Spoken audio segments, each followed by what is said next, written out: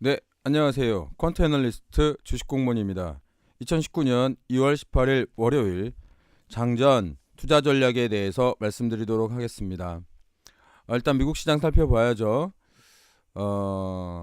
다우존스 산업평균 지수가 지난주 금요일 전장보다 약 1.74% 올랐고요.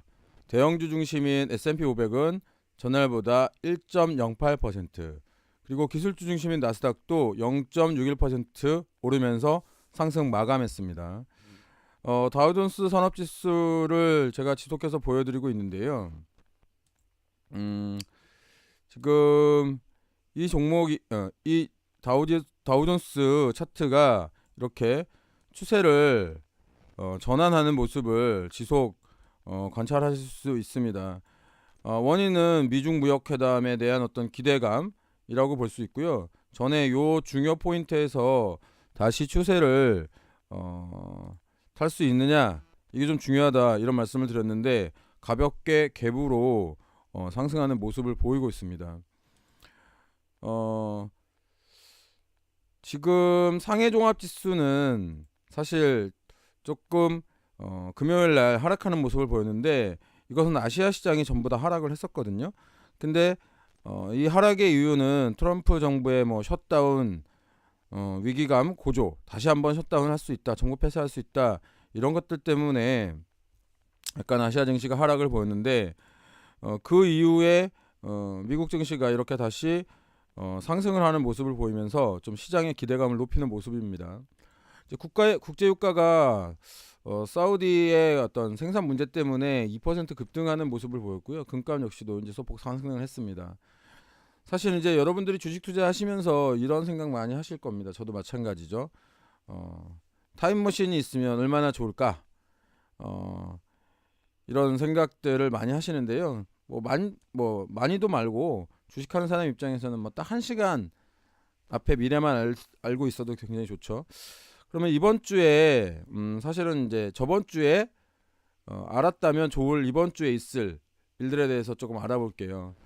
일단은 미국 FOMC의 의사 발표를 한 주 앞두고 있는데, FOMC의 입장입니다. FOMC. 지금 미국의 그러니까 두 가지의 어떤 상황이 동시에 일어나고 있습니다. 그러니까 주장이라는 것은 항상 한쪽으로만 치우치진 않죠.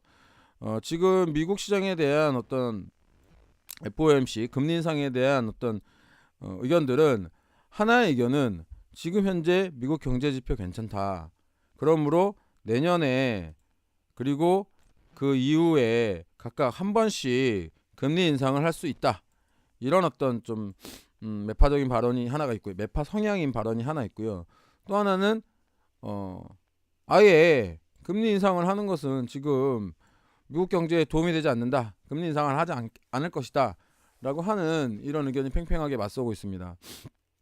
그래서 이번 주에 아까 말씀드린 방향성이 어떻게 나올 것이냐는 시장의 흐름에 상당히 중요한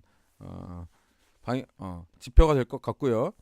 우리나라 시장은 트럼프 정부 폐쇄 이슈로 외국인들이 지금 현재 6거래일, 그러니까 일주일이 넘게 순매도를 진행을 하고 있습니다. 6거래일 순매도를 진행하고 있는데, 2200선을 다시 탈환하기 위해서는 외국인의 순매수가 굉장히 필요한 상황입니다. 국내 상황을 좀 살펴보면 일단은 매우 좋지 않은 내용이 하나 있죠. 일단 반도체 섹터입니다. 반도체 섹터 같은 경우에는 중국이 무역 협상 과정에서 미국에게 반도체를 우선 구매하겠다라고 하는 제안을 했다는 소식이 전해지면서 좀 많이 하락을 하는 모습을 보였습니다. 특히 이제 삼성전자가 마이너스 3.5% 정도 하락을 했고요. SK 하이닉스가 마이너스 4.65% 정도를 기록을 했습니다. 또한 이제 전방 산업이 이렇게 하락하다 보니 반도체 관련주들도 심하게 이제 떨어지는 모습을 보였는데요. 이번 주에도 이런 상황은 조금 지속될 수 있다, 이렇게 좀 말씀을 드리겠습니다.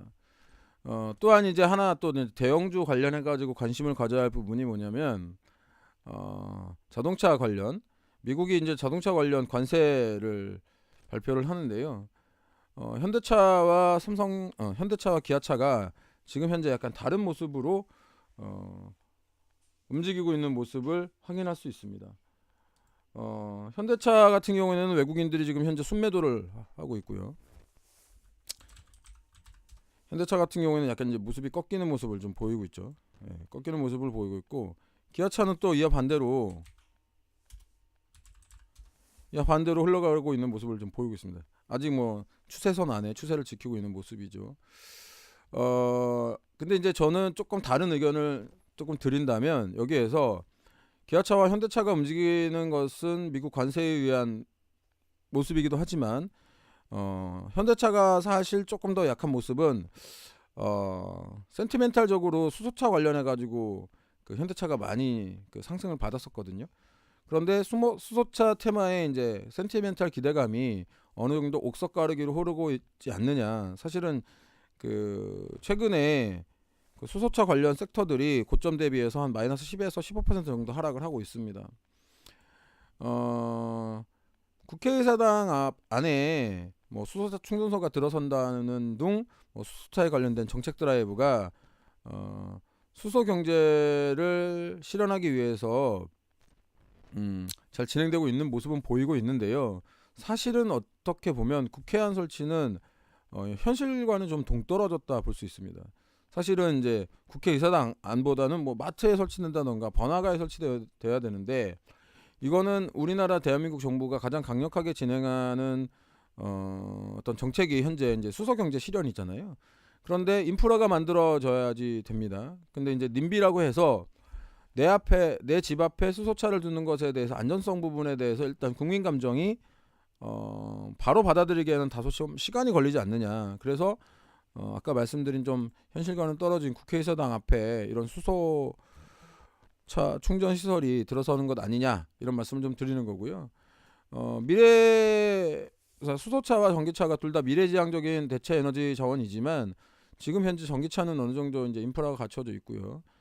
수소차는 새롭게 인프라를 갖춰야 하는 상황입니다. 그렇기 때문에 수소차 관련 섹터에 대해서 고민을 하실 땐 이런 캐즘에 대해서 반드시 좀 고민을 하시길 바라고요. 또한 이제 그 중국이 전기차 관련 배터리 굴기를 계속 진행하고 있잖아요.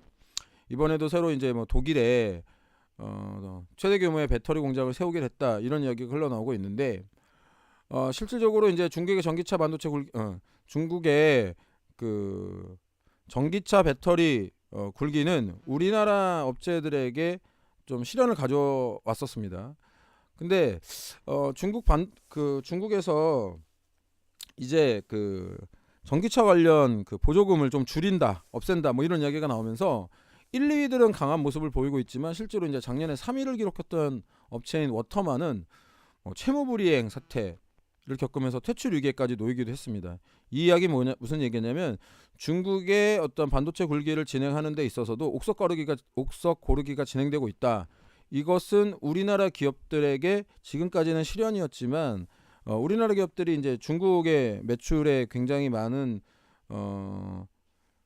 그 디펜던트 함을 가지고 있었지만, 사실은 유럽과 미국에 굉장히 관계 개선을 하면서 아직까지 우리나라 그 제품의 어떤 품질, 이제 가격 경쟁력은 조금 떨어져요. 중국 배터리 제품이 워낙 가격이 싸기 때문에.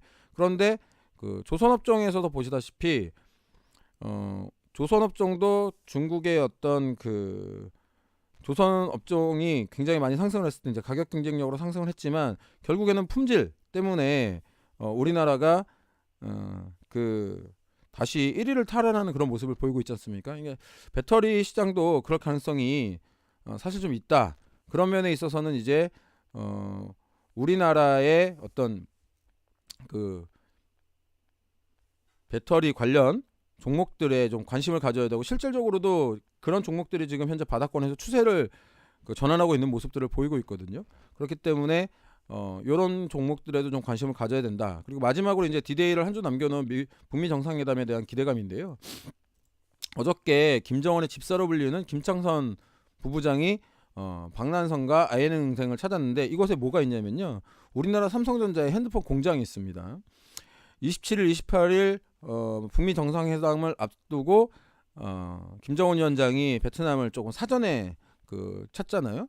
사전에 찾는데 김창선 부장이 김 위원장의 동선과 의전을 총괄하는 인물입니다. 베트남 체류 때 방문한 시설들을 미리 둘러보았다는 것이 대부분의 이제 의견인데요. 그렇게 된다면 산업시설에 대한 관심이 개성공단 재개라는 뉴스로 확대 해석될 가능성도 있습니다.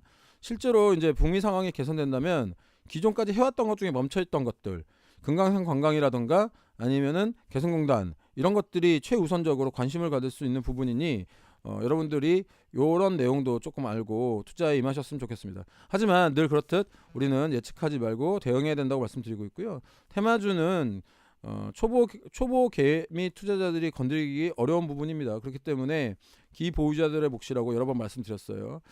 전체적으로 희망과 기대감이 섞여 있는 한 주가 될 것이라고 보이고요. 2200을 재탈환하는 성공하는 한 주가 되길 기원합니다. 오늘도 주식공무원의 이 시황의 투자 전략에 대해서 좋은 컨텐츠라고 좋은 내용이라고 생각이 드신다면 구독과 추천, 좋아요 부탁드리고요. 지금까지 1차 안내 매매의 달인 따박따박 수익률의 주식공무원이었습니다.